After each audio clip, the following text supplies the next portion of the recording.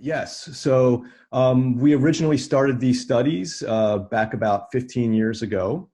And what we did is we applied functional MRI to understand brain response, both to acupuncture, but also to the processing of specific parts of the body that are affected by carpal tunnel syndrome, namely the fingers or the digits. And what we found is that there is maladaptive neuroplasticity in primary somatosensory cortex, meaning that the primary sensory cortex rewires itself when patients are suffering from carpal tunnel syndrome, which is a common neuropathic pain disorder.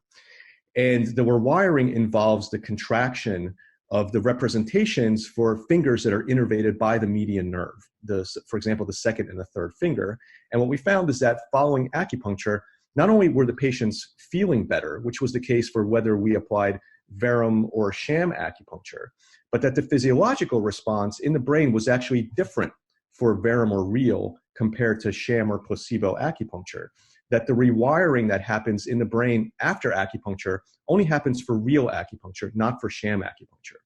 So the interpretation of this result is that while sham acupuncture might function to make patients feel better, it does so via different mechanisms than does real acupuncture.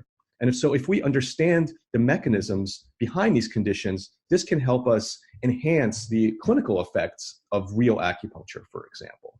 So for me, it is really critical to understand the how and the why. You know, what are the circuits, what are the brain circuits by which acupuncture works, and how might those be different from the known brain responses to placebos? So there's definitely a distinction there that we found in our research. And it's important to understand this more, to understand how does acupuncture help people suffering from chronic pain.